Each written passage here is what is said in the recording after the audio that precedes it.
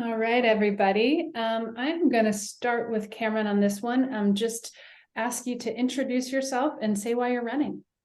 Sure, happy to. Well, my name's Cameron Fischer. I use she, her pronouns. And a little bit about me. First is that I'm a mom of two Ben Lapine Schools teenagers here, and they've been in school since kinder. And I'm a lifelong educator. I've been in the field of education as a teacher, an educational assistant, and consultant, and instructor in higher ed for over 28 years. I work at Oregon State University, the College of Education and the College of Public Health, and I teach future teachers and social workers and school counselors and nonprofit workers and public health workers. And I have, and then prior to being in higher ed, I was in the world of special education, as I mentioned, for over 10 years. So a longstanding commitment and deep devotion and passion for education. And then with regard to kind of my preparation for all of that, I have a doctorate in education and master's in education, a doctorate in educational leadership, excuse me, with a focus on equity concentration. And my research was with focused on how educators can serve English learners who also have disabilities. And then I also have a master's in education. I have certifications in special education and ESOL. And I'm also a very active community volunteer here in Central Oregon and beyond. I was appointed to the Bend Human Rights and Equity Commission, Shoes County Behavioral Health Advisory Board. I'm a cadre lead for our local restorative justice and equity group. And I also serve on the Shadow Projects Board, which is a nonprofit out of Portland that serves lots of different school districts on how to better support historically marginalized students who happen to be neurodivergent. And so that's a little bit about me. And then why I chose to run, not only in addition to my passion for high quality public education and the well-being of all of our students, including my own, but all in this area and beyond. I also was very much encouraged by the person who currently holds the position I'm running for, Shamika Montgomery, and as well as every other school board member encouraged me to run, as well as lots of other community leaders. And it also just fit with where I am in my career professionally. I feel like I have a lot to give back in my experience, and then also as a mom of two teenagers, having experienced the elementary school, the middle school, and high school experience in Ben Lapine schools. So that timing piece and the encouragement, and just knowing that given my experience and educational background and being a mom and being deeply rooted in this community, the relationships I've built over nearly 19 years living here, it just feels like the timing is right as well. Great, thanks. Christopher, let us have a little introduction and tell us why you're running. Yes, my name is Christopher Strengberg. I am new to Bend as of actually last year, so it's been a little over a year. We moved out here for my niece. She's a 3.5-year-old, and it was a big driving factor on why we came out here from California. Currently, just have been working with the same company for upwards of 17 years, kind of climbing the corporate ladder, doing stuff in the notary world, basically dealing with mortgages and whatnot. Have two adopted daughters, basically. They are my wife's biological sisters.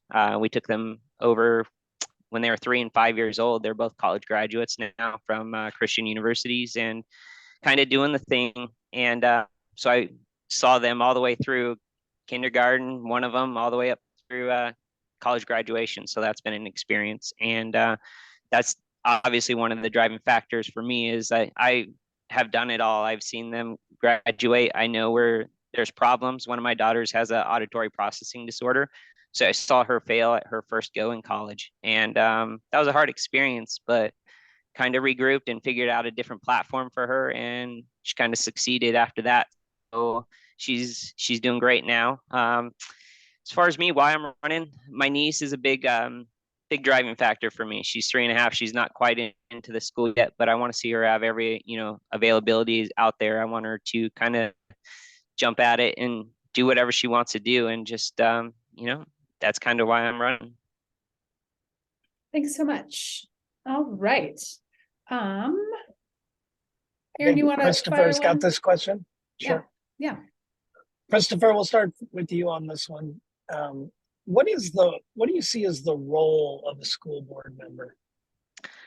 Role of school board member, it's hard because there's so many things from budgets and whatnot, but it's really about putting towards goals and objectives and obviously working together as a team. So it's not just about the money, it's about working towards a better learning environment and you know, just coming up with alternative strategies, techniques, just putting it out there for everyone, parents, you know, students, teachers, all around. They all need to be working together. And that's kind of the cohesive is what a school board should be. And that's what I'm there for. You know, I want to get back to kind of the standards and getting back to basics because a lot of the frameworks was unfortunately missed just because of the pandemic and going remote and, you know, virtual and all that. A lot of that is just missed. And students and teachers, when they get in, just informal thing like, you know, hey, do you know anything about this type thing? It's not working. And that's kind of what I see as far as the glue that holds the whole, like, I guess, thing together is the school board. And that's what I see it going for me. Thank you. Cameron, what do you see as the role of a school board member? I see as threefold. First, the number one priority is being sure to provide a high quality education for every single student. And so the needs of students, keeping that kind of as the primary lens. And then with regard to like the daily logistics, I look at it as one, hiring and supervising the superintendent, and two, contributing and setting policy for the school district overall. Great. Well, Thank you. Right back at you for this one, Cameron. We'll start with you on this. What is your take on book bans in schools? Well, I don't really, I think I don't think it's an issue. I think there's no discussion. There should be no book banning whatsoever in our schools. I think books are lifelines for kids.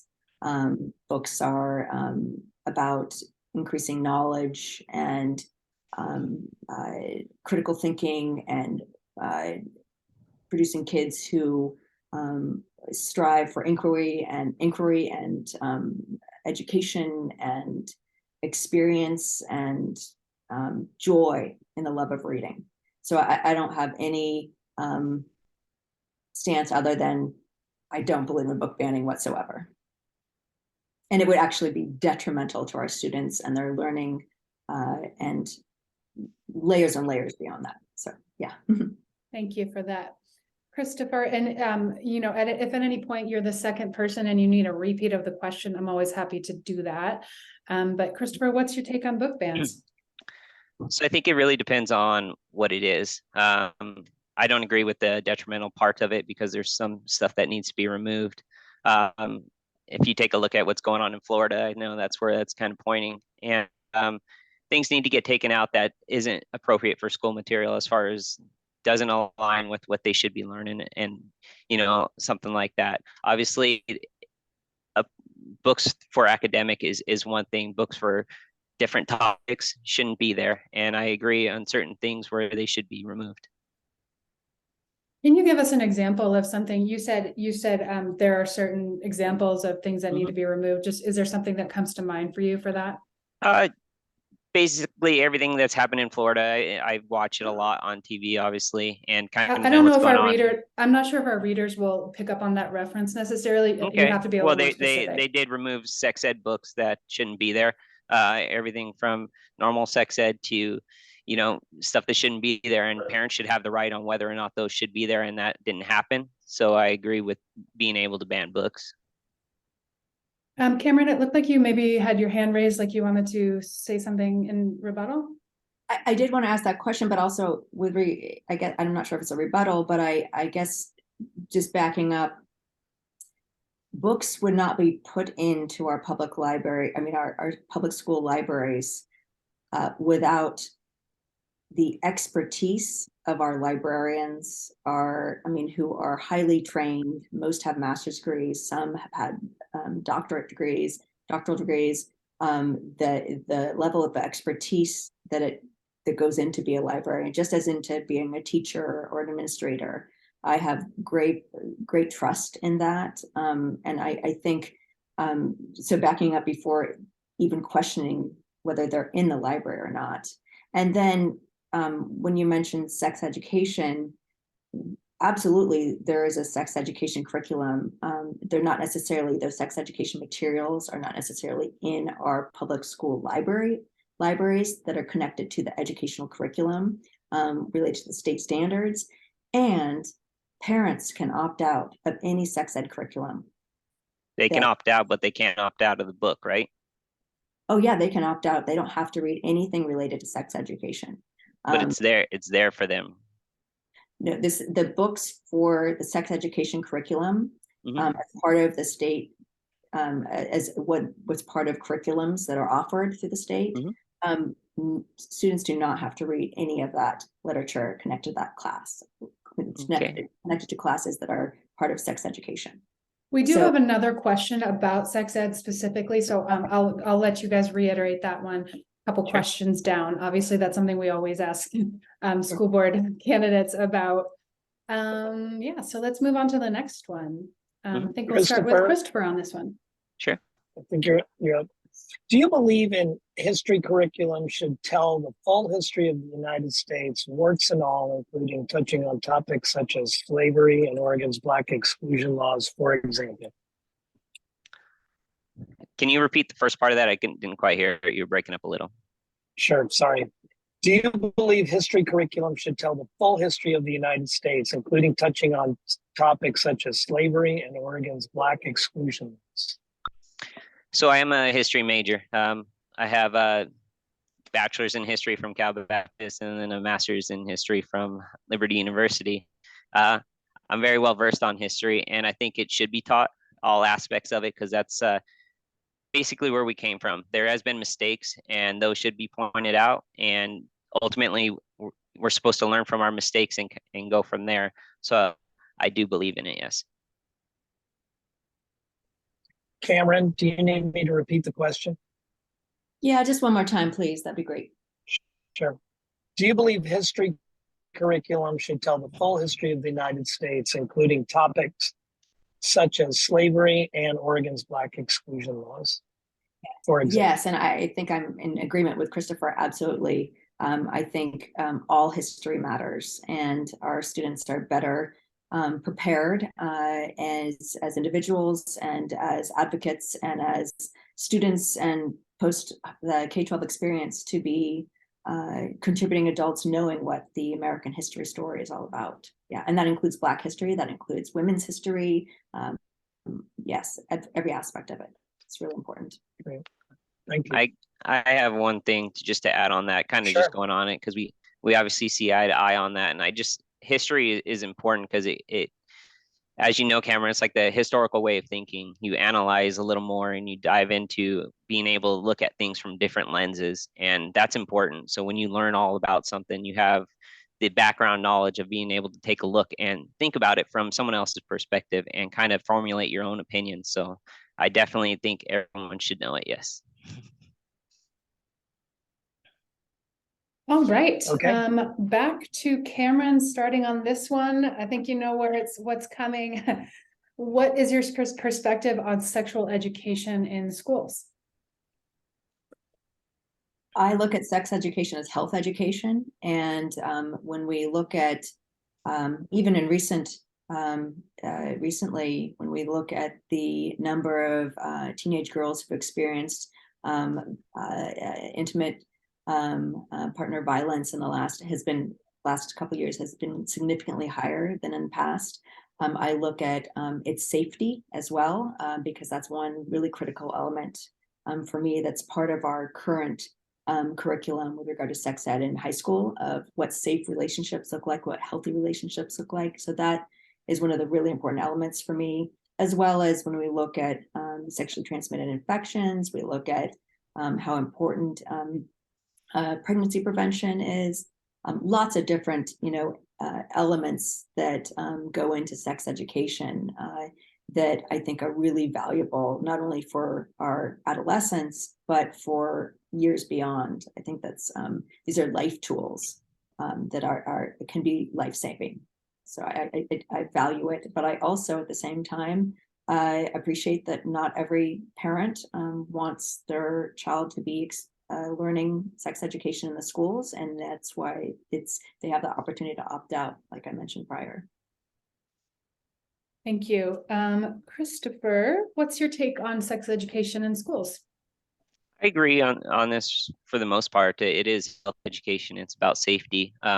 Parents obviously have the right to opt out, but it's a matter of when for me, and that's hard to understand. I believe that children should be in the right frame of mind to learn about stuff like that, and I don't quite know what it is as far as that right time frame, but I agree with it. It's health, it's safety, and it's important for everyone to know.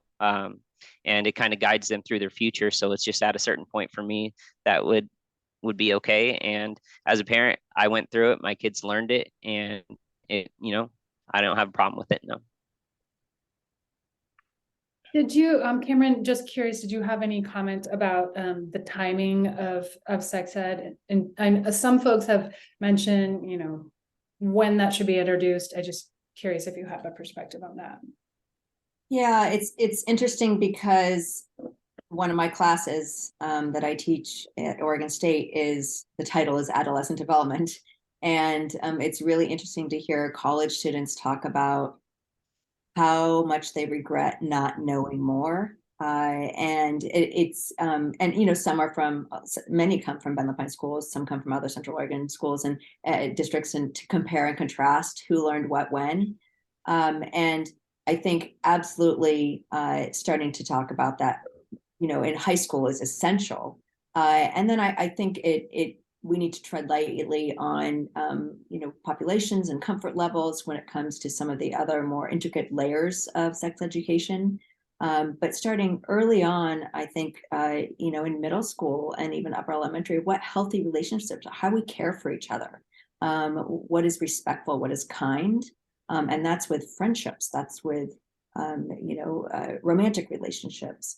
And, then I think it varies. And I think when we think about some of those really essential pieces, when I'm talking about IPV, when we're talking about sex, safe sex, when we're talking about pregnancy prevention, and also how to support our friends and family members who've experienced IPV and other really horrible experiences related to sexual violence and harassment, etc. I think all of that is essential in the high school years. Thanks.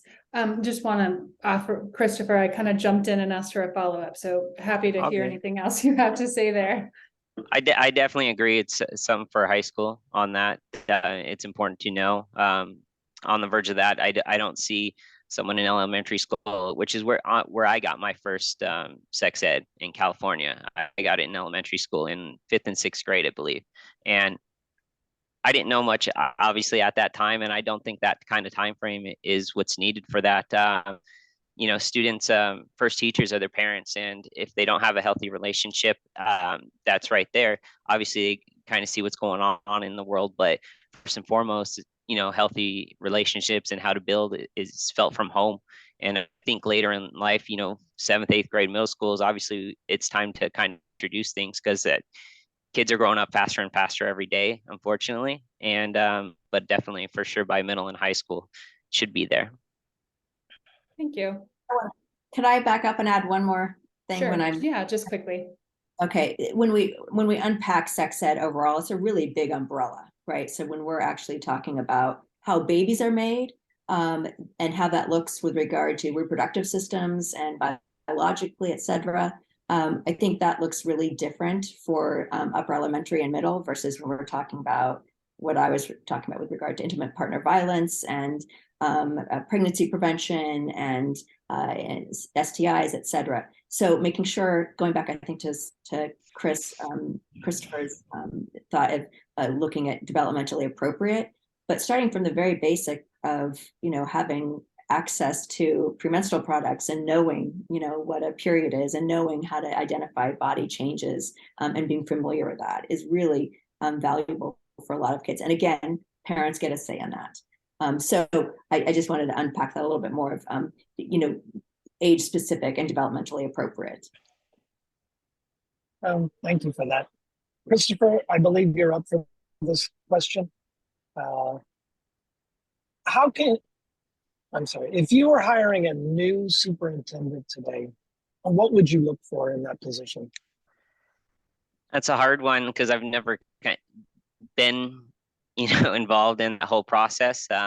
I'm new to the game, unfortunately, but obviously I look at the person from a personal perspective and how they can get along with people and whether or not they're willing to kind of reach over the bridge and work. So obviously, like the hard type of questions that you guys are asking me, I would throw stuff out there and see how they react. And unfortunately, that's a hard thing to get into, and they're there for the right reasons, obviously. And that's just kind of something where I would start. I would look at what their goals are, what their objectives are, and how they plan to get there. And if it aligns with how I align, then they would definitely be have my vote for it.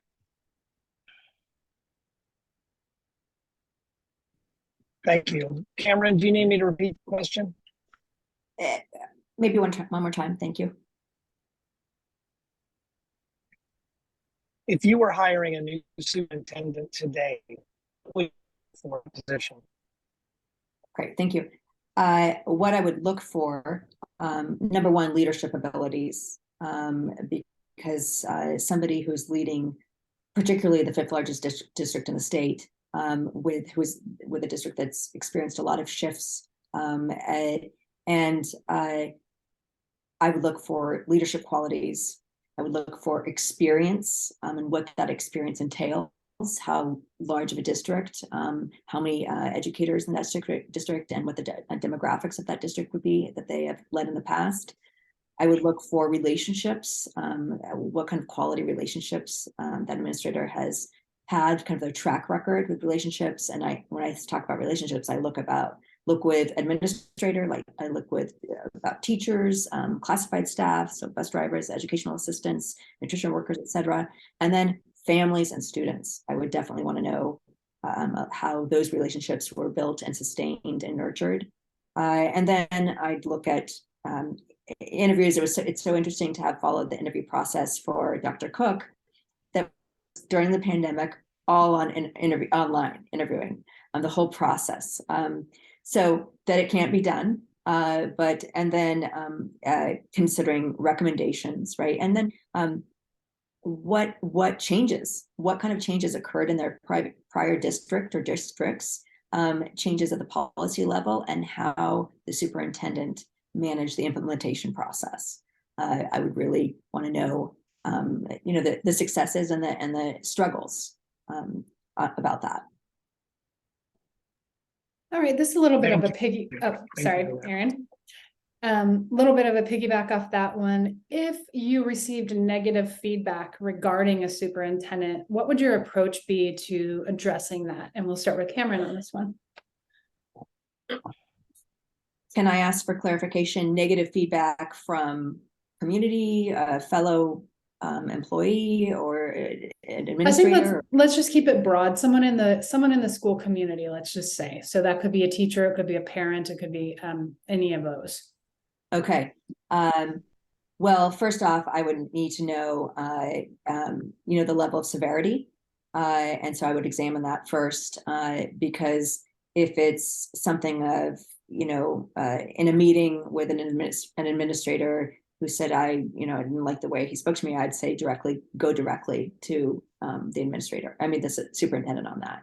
If it's something that's really grave, I would definitely connect first off with the board chair, on what's the protocol on how to handle this, depending on what the complaint or the concern was. And then, so I think it would be kind of layers, immediately consulting with the board chair to know what the protocol is. because I imagine there's some pretty clear steps in place, and not knowing the inside right now, I'd empower myself with knowledge on how to do that. All right. Christopher, if you received some negative feedback from us about a superintendent, what would you do? Well, I agree on there's definitely steps in place to kind of take that route, obviously. It's important to know all aspects of it. So if you hear something, you don't take it just for what the word is, you have to kind of do your own due diligence, look into the situation, kind of examine it, and make sure you're looking at it from different perspectives and really analyze it and come to a conclusion on what it means, and kind of go from there, and then take those steps and address it from there. All right. I think Aaron is still with us, but I'm going to go ahead and ask the next question just in case. Let's start with Christopher on this one again. How can you as a school board member best support the work of teachers and support staff? So many teachers feel unsupported. They're underwhelmed basically with what's going on in the classroom. They don't have that support. They're dealing with crazy amount of students in the classrooms, dealing with behavioral issues. And my ideal thing is just to kind of be a vice and kind of put everything out there that's needed for them to be well prepared, obviously, and just encouraging, because no one wants a negative learning environment, pretty much. And it's just important to know that the teachers, they have a voice, obviously, and when they say something, it's going to obviously be heard. It's not going to just be swept under the rug and kind of be put off. And when they have a concern or a need, I need to make sure it's addressed, and that's vitally important to making sure that the students are getting everything that they need, so that way they're adequately prepared for the future. Same question for you, Cameron. How can school board members best support teachers and teachers and staff? Teachers and staff. Well, three words immediately come to mind is, or phrases, just making sure they feel heard, that they feel validated, and that knowing that I'm willing to advocate for them, I think means a lot to educators, even if there's not tons of funding, right, to immediately go drop class sizes immediately or provide mental health care for every single kiddo in a classroom where there's a struggle. But and then also that I'm willing to figure out how to be proactive. And for me, that looks a lot like what some of my priorities in my campaign are, to increase engagement and increase belonging and build partnerships. But when I think about when educators feel unappreciated and overwhelmed, which I think a lot are right now, we are at a huge disadvantage. So it behooves everybody to figure out how we can problem solve some of the biggest challenges that educators are facing.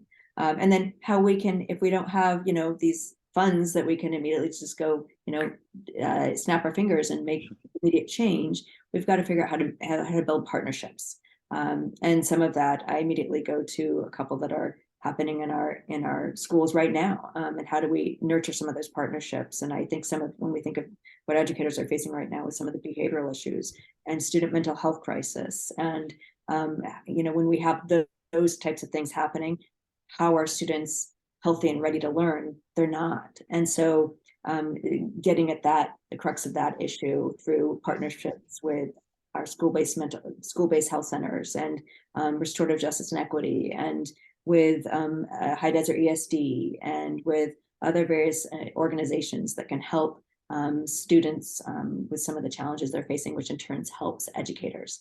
And then another piece that I think has kind of been missing recently is mental health support for educators, with what they face, not only with the pandemic, but then some, behavioral issues because of, significant dysregulation, and then security, safety, school safety, and just what we continue to see day in out. I know as a teacher, for me, I think of that every time I walk into a classroom after some big event in the news. And how do we...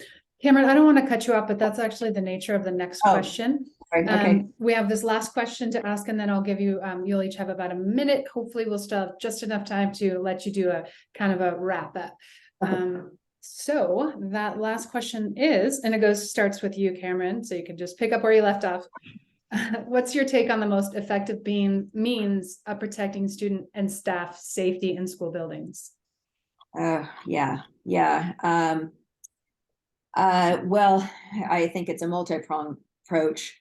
I think it starts also not just within school systems, but outside of school systems. And so for me, that has to do with red flag laws. That means addressing mental health issues. That means increasing our safe gun storage opportunities and gun locks. And I'm a big proponent of Alyssa's Law, which is a permit of mobile-based silent panic alarms that helps improve our response time, the law enforcement's response time.